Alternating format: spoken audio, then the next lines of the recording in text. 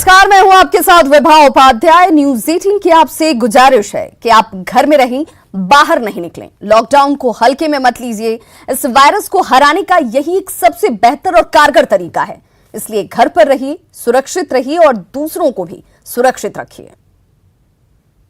और ऐसे में बिहार से एक बड़ी खबर, जहां पर कोरोना से एक और मौत हुई है। जी हां, पटना के एनएमसीएच में महिला की मौत की खबर सामने आ रही है। बिहार में कोरोना से एक और शख्स की जान गई। पटना के एनएमसीएच में इलाजरत ये महिला जिसकी मौत हुई है।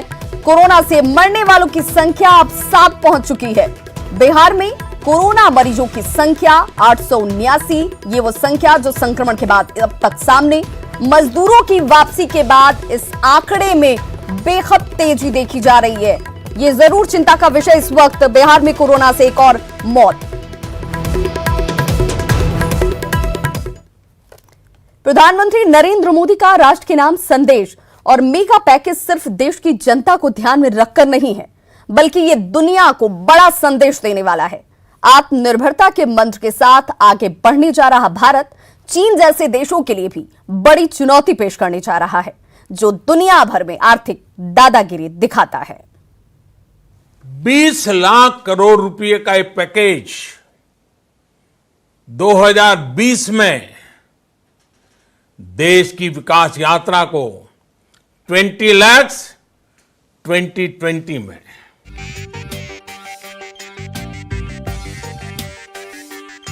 कोरोना बंदी के दौर में प्रधानमंत्री का देश के नाम ये 5वां संबोधन था, जिस पर देश दुनिया की नजरें टिकी थी।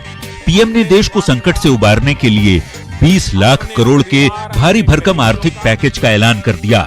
ये बता दिया कि देश अब संक्रमण काल से आगे निकलने को बेताब है। देश की आर्थिक गतिविधियों को बल देने की जो कोशिश की गई है, उसके तहत सूक्ष्म, लघु और मध्यम उद्योग के लिए यानी एमएसएमई को 3 लाख करोड़ की सहायता संभव है। मिडिल क्लास को नए पैकेज के जरिए टैक्स छूट की घोषणा की जा सकती है, जबकि किसानों के लिए कर्ज माफी या अतिरिक्त डायरेक्ट पैसे का ट्रांसफर मुमकिन है। आत्मनिर्भर भारत के प्रण से ही पूरा होगा। इस दायित्व को 130 करोड़ देशवासियों की प्राण शक्ति से ही ऊर्जा मिलेगी। आत्मनिर्भर भारत का यह युग हम भारतवासी के लिए नूतन प्रण भी होगा, नूतन पर्व भी होगा। तो पीएम का संदेश क्या है वो भी समझिए। 20 लाख करोड़ के आर्थिक पैकेज से निवेश और रोजगार सृजन पर जोर दिया जा रहा है। आत्मनिर्भर भारत का नारा देश के निर्माण क्षेत्र को गति देने की कोशिश है। अर्थव्यवस्था को मजबूत कर चीन की आर्थिक दादागिरी को तोड़ने का संदेश भी है। चीन से वैश्विक समुदाय के मोहभंग को भारत में भुनाने की कोशिश भी है। साथ ही कोरोना बंदी के अगले चरण में छूट के साथ आर्थिक गतिविधियों को रफ्तार देने की पहल है। प्रधानमंत्री मोदी ने इस पैकेज की घोषणा इसलिए की है ताकि अर्थव्यवस्था को रफ्तार मिल सके। सबसे अधिक ध्यान ग्रामीण भारत पर देने की जरूरत है। जाहिर है, पीएम मोदी ने राष्ट्र के नाम जो अपना संबोधन किया है, वो देश के लोगों को भविष्य की राह तो दिखाने वाला है ही, वैश्विक समुदाय और बहुराष्ट्रीय कंपनियों को भी बड़ा संदेश देने वाला है कि भारत में निर्माण के लिए सबका स्वागत है। Bureau report, news 18। और अब हम आपको भागलपुर से एक ऐसी रिपोर्ट दिखाने जा रहे हैं जिससे आम लोगों की लापरवाही साफ नजर आती है। खाता खुलवाने के लिए डाकघरों में भीड़ उमड़ रही है और इस दौरान सोशल डिस्टेंसिंग की खुलेआम धज्जियां उड़ाई जा रही हैं। लोग सुबह से ही टोकन लेने के लिए पोस्ट ऑफिस पहुंच रहे हैं। तस्वीरें आपके सामने। भागलपुर प्रधान डाकघर का यह इलाका है। आप देख सकते हैं कि यहाँ जनधन योजना के तहत खाता खुलवाने के लिए किस तरह लोगों का भारी हुजूम उमड़ा हुआ है। दरअसल जो सरकारी योजना के तहत पैसे आने की बात कही जा रही है, वो जनधन योजना के तहत खुले खाते में की कही जा रही है। और यही कारण है कि पोस्ट ऑफिस में खाता खुलवाने के लिए पहले सुबह से ही लोगों का भारी हुजूम है। न केवल पोस्ट ऑफिस के अंदर बल्कि पोस्ट ऑफिस के बाहर भी आवेदन लेने के लिए जो है व्यवस्था की गई और इसी के तहत लोग जो है कतारबद्ध हैं। 8 बजे सुबह से आए हुए, बहुत देर से खड़े हैं, धीरे धीरे भीड़ बढ़ता जा रहा है लेकिन कोई आया नहीं। और रोजा रख के खड़े हुए हैं हम लोग, लेकिन कोई टोकन वोकन देने के लिए नहीं आया, जिसके वजह से हम लोग खड़े हुए हैं। सुबह 9 बजे सुनते हैं कि टोकन मिल जाता है, उस टोकन के नंबर से फिर खाता बनता है 0 बैलेंस। हम लोग गरीब आदमी पापड़ बेल के अपना बाल बच्चे गुजारा करते हैं, इसी वजह से सुबह से आए थे। सहज अनुमान लगाया जा सकता है और देखा जा सकता है कि किस तरह जो है यहाँ सोशल डिस्टेंसिंग का पालन हो रहा है और अगर ऐसी स्थिति है तो यह आसानी से समझा जा सकता है कि आखिर हम कोरोना को हराने में किस तरह से सफल हो पाएंगे। कैमरामैन राजीव सिंह के साथ राहुल, न्यूज 18 भागलपुर। तो ऐसी स्थिति सिर्फ भागलपुर में नहीं है। कोरोना बंदी में बैंकों और एटीएम से पैसे का लेन देन ग्राहकों के लिए एक बड़ी चुनौती बना हुआ है। खासकर एटीएम से पैसा निकालने के दौरान लोगों को संक्रमण का डर सता रहा है और ऐसे में बैंक ग्राहकों के स्वास्थ्य का पूरा ख्याल रख रहे हैं। पटना में एटीएम में लोगों की उमड़ती भीड़ को देखते हुए बैंक प्रबंधन सैनिटाइजेशन से लेकर दूसरे उपायों का भी सहारा ले रहे हैं और लोगों को राहत जरूर पहुंचाई जा रही है। तो और कोरोना के संक्रमण से बचाने के लिए जो एसबीआई प्रबंधन है उसने लगातार सैनिटाइजेशन का काम शुरू किया। इस वक्त ये एसबीआई का ये एटीएम है, लगातार जहां सैनिटाइजेशन का काम चल रहा है और देखिए किस कदर यहाँ पर जो सैनिटाइजेशन है वो चल रहा है। निश्चित तौर पर एक अच्छी पहल है। इन्फेक्टेड अगर लोग ना हो तो निश्चित तौर पर उनके लिए सुकून देने वाली बात है और सैनिटाइजेशन का काम लगातार सभी बैंकों में चल रहा है और एक बड़ी चुनौती भी है बैंक प्रबंधन के लिए इस तरीके से सैनिटाइजेशन का काम करवाना और उसके बाद कस्टमर के लिए उनकी सुख सुविधा का ख्याल रखना। जो ये पहल की गई है, पटना में तकरीबन सभी एटीएम में इस तरह की व्यवस्था है और एक सुखद तस्वीर बैंक के एटीएम की। जो यहाँ पर अधिकारी हैं उनसे हम बात कर लेते हैं। ये किस तरह की पहल, लगातार सैनिटाइजेशन का काम चल रहा है आप लोगों की तरफ? जी, यहाँ हमारे जितने भी एटीएम हैं सारे में हम लोग सैनिटाइजेशन का काम रेगुलर रूप से कर रहे हैं। एक बार सैनिटाइज होने के बाद 5 दिन तक यह डिसइंफेक्ट रहता है, तो हर 5वें 6ठे दिन पूरे एटीएम को सैनिटाइज किया जाता है। पटना में कितने एटीएम है जो आपके जुडिशन? मेरे अंदर में तो 80 एटीएम है जिसको हम सैनिटाइज कर रहे हैं। वैसे और सभी एटीएम में बाकी लोग प्रयास कर रहे हैं। लोगों से क्या अपील होती है? लोगों से अपील है मेरी कि जो एटीएम में जब भी जाएं तो एक तो सोशल डिस्टेंसिंग का ख्याल रखें, उसके बाद बिना अपने हाथ को सैनिटाइज किए हुए मशीन को न छुएं। ये अच्छी पहल है बैंक और निश्चित तौर पर मानना भी चाहिए। लगातार इसी तरीके से अगर सैनिटाइजेशन का काम चलेगा तो लोग जो कोरोना के चलते भय का माहौल बना है उससे निर्भीक होकर पैसे का लेन देन कर सकेंगे और बैंकों में जो उनका अपना कामकाज होगा वो पूरा कर सकेंगे। कैमरा पर्सन राहुल के साथ संजय कुमार, न्यूज 18 पटना। तो बैंक प्रबंधन की कोशिश सराहनीय है, लेकिन लोगों की जिम्मेदारी भी है कि वो सोशल डिस्टेंसिंग का पालन जरूर करें। पंजाब के मोहाली से कामगारों को लेकर स्पेशल ट्रेन छपरा पहुंची, जिसमें करीब 1800 मजदूर सवार थे। दूसरे जिले के मजदूरों को बसों के जरिए भेज दिया गया। कामगारों के मुताबिक काम बंद हो जाने की वजह से वे काफी परेशान थे। छपरा जंक्शन पर प्रवासी मजदूरों के आने का सिलसिला जारी है और आज भी मोहाली से एक ट्रेन 1200 मजदूरों को लेकर पहुंची है छपरा जंक्शन पर। जो मजदूर अब अपने घरों को जाने के लिए तैयार हैं। हम दिखाना चाहें कि ये तमाम जो बसें हैं ये इन मजदूरों को उनके घरों तक पहुंचाएगी। प्रशासन ने काफ़ी व्यवस्था की है, यहाँ इनको सैनिटाइज किया जा रहा है। कई दिक्कतों को झेलते हुए आए हैं ये मजदूर हैं। अप्लाई किए थे फ़ोन से अप्लाई किए थे, इसके बाद मैसेज आया, कल ही मैसेज आया, नहीं परसों आया शाम को, बोला कि 7 बजे आ जाना मोहाली पुलिस स्टेशन। वहाँ गए, इसके बाद टिकट मिला और आधार कार्ड लिए। पैसे तो नहीं मिला। कहीं ना कहीं व्यवस्थाओं से मजदूर जरूर खुश दिख रहे हैं, लेकिन दिक्कतें जो थी काफ़ी थी। चूँकि किराएदार जिनके बारे में कहा जा रहा था कि उन्हें अपने किराएदारों से पैसे नहीं मांगने हैं, वैसे मकान मालिकों ने यहाँ तक कह दिया कि आपके घर के सामान बेच करके हम किराया वसूल करेंगे। तब मजबूर होकर ये मजदूर अपने घर वापस होने के लिए मजबूर हो गए और अब ये धीरे धीरे ट्रेनों के जरिए अपने घर छपरा और अन्य जिलों को आ रहे हैं। संतोष गुप्ता, न्यूज 18 छपरा। भारत सरकार की इजाजत के बाद 134 यात्रियों को विशेष विमान से भेजा गया, जिनमें 129 थाईलैंड और 5 लाओस के यात्री थे, जिनमें बौद्ध भिक्षु, आम नागरिक और छात्र भी शामिल थे। एयरपोर्ट पर सोशल डिस्टेंसिंग का पूरी तरह से ख्याल रखा गया, साथ ही केंद्र की एडवाइजरी का भी पालन किया गया। थाई इस्माइल की फ्लाइट गया से बैंकॉक जाएगी, जिसकी अनुमति डीजी से पिछले सप्ताह ही प्राप्त हुई थी। और इसमें 129 पैसेंजर्स थाई के हैं और 5 पैसेंजर्स लाओस के हैं, जिनका परमिशन भारत सरकार ने पिछले सप्ताह दिया। भारत सरकार की विशेष अनुमति के बाद गया एयरपोर्ट से बैंकॉक के लिए विशेष विमान जा रही है, जिसमें थाईलैंड के 129 और लाओस के 5 नागरिक की स्वदेश वापसी हो रही है। इससे पहले भी कई फ्लाइट्स बैंकॉक और म्यांमार के लिए निकले थे, जिसमें सैकड़ों यात्रियों को स्वदेश पहुंचाया गया था। कोरोना बंदी को लेकर जो एडवाइजरी है सोशल डिस्टेंसिंग का, उसका पालन गया एयरपोर्ट पर किया जा रहा है। एंट्री पॉइंट पर ही सबकी जांच हो रही है और जो मुख्य प्रवेश द्वार है वहां स्वास्थ्य विभाग की टीम है जो सभी की स्क्रीनिंग कर रही है, हर एक यात्रियों की, और उसके बाद ही अंदर प्रवेश दी जा रही है।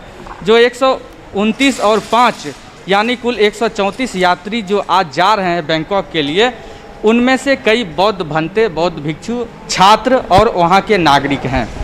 सहयोगी विपिन के साथ अरुण चौरसिया, न्यूज 18 गया। तो प्रवासी मजदूरों को खगड़िया के बाजार समिति में बने ट्रांजिट कैंप लाया जा रहा है और यहां से सभी मजदूरों को उनके गृह प्रखंड में भेजने की व्यवस्था की गई है।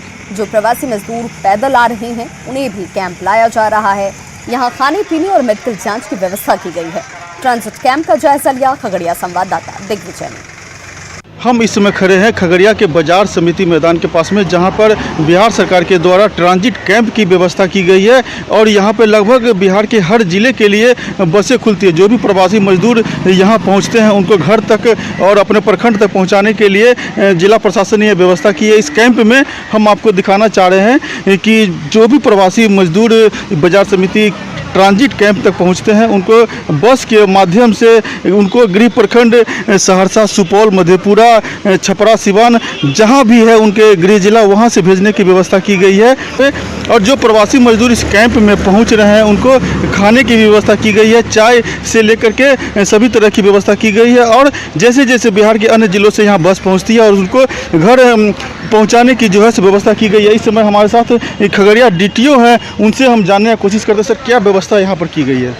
यहाँ पर जितने भी प्रवासी मजदूर हमारे ट्रांजिट केंद्र में आ रहे हैं उनको हम लोग धीरे धीरे भेज रहे हैं। हमारे पास वाहनों की कमी है, हम लोग उसको अन्य जिलों से हम लोग बात करके हम लोग भी करीब 30-35 बस हम लोग दूसरे ज़िले से मंगाए हैं, जैसे जमुई, पूर्णिया, मधेपुरा, 3 जिलों से हमने 35-36 वाहन प्राप्त किए हैं। क्योंकि हमारे यहाँ वाहनों की उतनी उपलब्धता नहीं है जितने मजदूर आ रहे हैं विगत 3-4 दिनों से, तो थोड़ी सी परेशानी है। और उन लोगों में थोड़ा धैर्य नहीं है, क्योंकि वो लोग 1000-2000 किलोमीटर से बेचारे आए हैं, तो धीरे धीरे वो अपना घर के नज़दीक पहुँच के चाहते हैं कि हम जल्दी से जल्दी अपना घर पहुँच जाएँ। और इस वजह से तो जिस तरह से सुना कि एक तरह से कहे तो जिला प्रशासन और बिहार सरकार के द्वारा ये व्यवस्था जो की गई है उनको घर तक पहुंचाने के लिए, और कहे तो एक तरह मजदूर जो प्रवासी मजदूर यहाँ पहुंच रहे हैं उनको लिए पुख्ता व्यवस्था की गई है। दिग्विजय कुमार, न्यूज 18 खगड़िया। मजदूरों की परेशानी दूर करने के लिए जमुई के सभी पंचायतों में मनरेगा योजना के तहत काम शुरू कर दिया गया है। इस दौरान सोशल डिस्टेंसिंग का ख्याल रखा जा रहा है। साथ ही काम करने की जगह पर सैनिटाइजर और हैंड वॉश की भी व्यवस्था की गई है। कोरोना बंदी को लेकर लॉकडाउन के कारण मजदूरों को परेशानी न हो, इसलिए जमुई जिले में मनरेगा का काम शुरू कर दिया गया है और जिले के हर जगह, हर पंचायत में यह काम शुरू कर दिया गया है जिला प्रशासन के निर्देश पर। और जहां पर खास बात ध्यान रखा जा रहा है कि जो साइट है जहां पर मनरेगा का काम चल रहा है वहां पर जो सोशल डिस्टेंसिंग, जो मजदूरों के आपस की दूरी हो, उनकी शारीरिक दूरी हो, उसका मेंटेन हो। सरकार के द्वारा निर्देशित किया गया है कि जो साइट है जहां पर ये काम चलेगा वहां पर सैनिटाइज़र और हैंड वॉश का भी व्यवस्था किया जाएगा कि क्योंकि ये महामारी का संक्रमण दूसरे में न फैले। और जैसा कि आप देख भी रहे हैं तस्वीर में कि जो लोग हैं, जो मजदूर हैं और जो टेक्निकल लोग हैं जो मनरेगा के हैं, वे लोग हैंड वॉश से हाथ धुलवा रहे हैं, सैनिटाइज़र का यूज़ किया जा रहा है, फर्स्ट एड का भी रखा गया है और मास्क का भी उपयोग किया जा रहा है ये मनरेगा मजदूरों को के द्वारा। हर एक पंचायतों में हम लोग बृहद पैमाने पर चालू कर दिया है सबसे। और सरकार का जो दिशा निर्देश है, जल संरक्षण की योजना, जल छाजन की योजना और शोक पीट, ये सबको हम लोग प्राथमिकता दे रहे हैं, जो अधिक से अधिक लोगों को रोजगार मिल सके। मनरेगा के अधिकारी का कहना है कि जो अकुशल मजदूर थे उनको रोजगार मिले और उसकी पहल की गई है।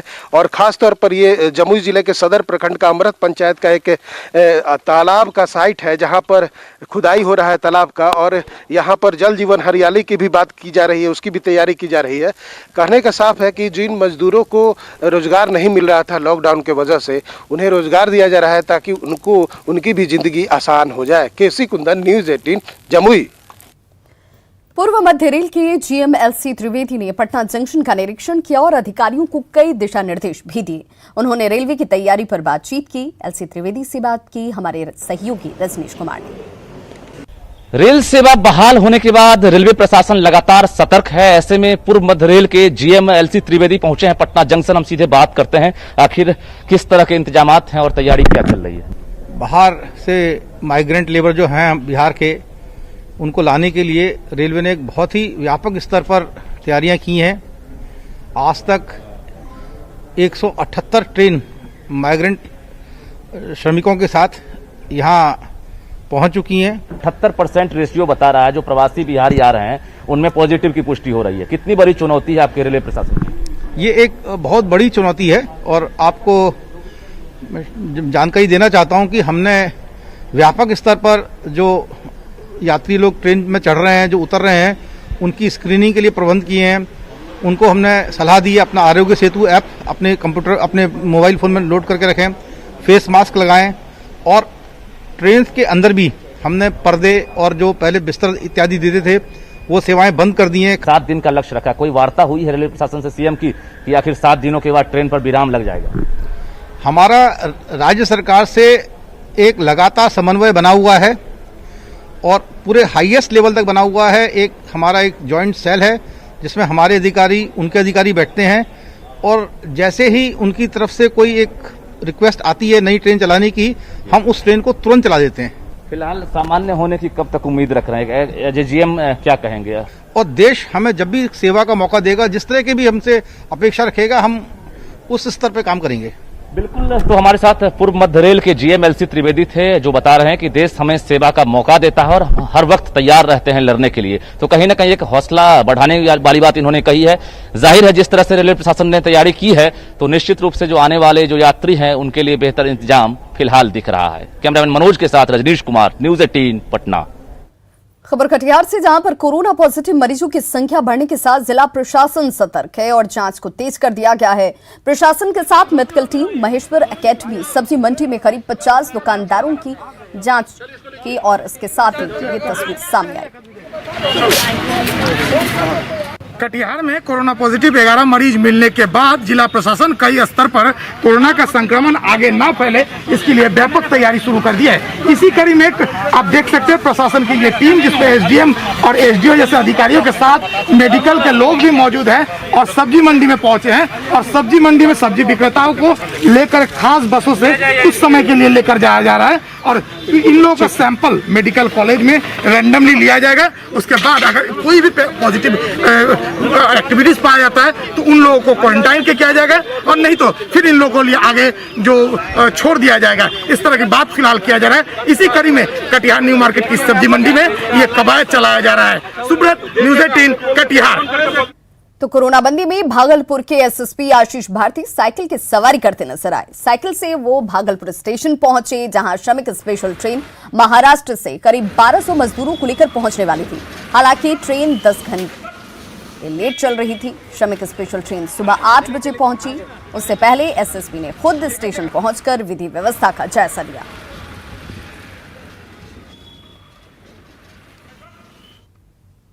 लॉकडाउन में काम बंद होने से कारोबार से जुड़ी महिलाएं बेरोजगार हो गईं। ऐसे में दरभंगा की जीविका से जुड़ी महिलाओं ने इन्हें मास्क बनाने के लिए प्रेरित किया और अब आलम की कि इससे होने वाली आमदनी महिलाओं के लिए बड़ी राहत लेकर आई है। किसी भी इंसान के लिए जीविकोपार्जन का एक साधन होता है। यदि वो साधन ही छिन जाए तो क्या होगा? लॉकडाउन में कुछ ऐसा ही हुआ विभिन्न कारोबार से जुड़ी महिलाओं के साथ। लेकिन इस विपदा की घड़ी में जीविका समूह ने मदद का हाथ बढ़ाया और सिलाई मशीन से मास्क बनाने का काम ऑफर किया। फिर क्या था ये महिलाएं रोज हजारों मास्क बनाकर खुशी खुशी अपने परिवार का पेट पाल रही हैं। दरभंगा के ओझल गांव की गलियों में सिलाई मशीन की आवाज इस बात की गवाही दे रहा है कि लॉकडाउन में घर बैठे काम मिलना उनके लिए किसी वरदान से कम नहीं। तो हम लोगों के पास कुछ काम था नहीं अभी के टाइम में, तो ये जीविका ग्रुप में जुड़े हुए हैं, इसी द्वारा जो है मास्क का ऑर्डर आया हुआ है हम लोगों को। पहले तो हम लोग मशरूम की खेती और अगरबत्ती का व्यापार करते थे, यहाँ महिला स्वरोजगार टाइप का चलता है, लेकिन लॉकडाउन होने की वजह से ये सब खत्म हो गया। बहुत अच्छा तरीका से मतलब हम लोग सीते हैं, इसका अच्छा भी आमदनी भी हम लोग को लगता है कि अच्छा ही मिल रहा है पैसा। इधर दरभंगा के डीएम त्यागराजन एमएस भी महिलाओं के इस काम से काफी खुश हैं। उन्होंने कहा कि अभी मास्क की बहुत डिमांड है, अगर महिलाएं मास्क बनाती हैं तो ये अच्छी बात है। अभी मास्क का हम लोग को जरूरत है, तो जीविका के माध्यम से करा रहे हैं। इस तरफ हमारे जो असर्ट हैं आशा झा जी और उस प्रकार की जो पुराने मैथिली मिथिला पेंटिंग के जो कलाकार हैं उन लोगों को बढ़ावा देने के उद्देश्य से भी हम लोग लगातार उन लोगों पे ऑर्डर दे रहे हैं। बहरहाल इस आपातकाल में मास्क बनाकर समाज सेवा के साथ साथ घर बैठे रोजगार मिलने से महिलाओं की खुशी का ठिकाना नहीं है। बिहार रूरल लाइवलीहुड प्रोजेक्ट यानी जीविका ने ये साबित कर दिया है कि बिहार की हुनरमंद ग्रामीण महिलाओं के लिए जीविका रोजगार का एक बेहतर विकल्प है। दरभंगा से न्यूज़ 18 के लिए विपिन कुमार दास की रिपोर्ट। बड़ी खबर पटना सिटी से, जहां एएनएमसीएच में भर्ती कोरोना पीड़ित एक महिला के इलाज के दौरान आज मौत हो गई। इसके साथ ही बिहार में कोरोना से मौत का आंकड़ा बढ़कर 7 हो गया है। मृत महिला पटना सिटी के आलमगंज थाना क्षेत्र की रहने वाली थी, जो बीते 8 मई को अस्पताल में भर्ती कराई गई थी। 10 मई को उसकी जांच रिपोर्ट पॉजिटिव आई। अस्पताल के उपाधीक्षक की माने तो एएनएमसीएच में अब तक कोरोना पीड़ित 3 मरीजों की मौत हो चुकी है। सभी कैंसर की बीमारी से ग्रसित थे और उनको जो है गॉल ब्लैडर का कार्सिनोमा उनको था। फिर बाद में जो है वो उनको रीनल फेल्योर भी हो गया था, जॉन्डिस भी हो गया था और आज सुबह 10:15 पर उनकी मौत हो गई। 2 और मौतें हुई है एएनएमसीएच में, वो किस कारण मौत हुई है? उन लोगों को भी कैंसर की शिकायत था। खबर आरा से, जहां पर आपसी विवाद को लेकर हुई फायरिंग का लाइव वीडियो वायरल हो रहा है। घटना नगर थाना क्षेत्र के इब्राहिमपुर की है। तस्वीरें आपके सामने, ये लाइव वीडियो जिसमें फायरिंग की तस्वीरें साफ साफ नजर आती हैं। फायरिंग में एक युवक जख्मी हुआ है, जिसका इलाज इस वक्त जारी है। लॉकडाउन में हुई फायरिंग के मामले में 6 लोगों के खिलाफ एफआईआर दर्ज कराई गई है और पूर्व वार्ड पार्षद समेत 3 लोगों को गिरफ्तार किया गया है। वीडियो में साफ दिख रहा है कि कुछ युवक खेत में राइफल और पिस्टल से अंधाधुंध फायरिंग कर रहे हैं।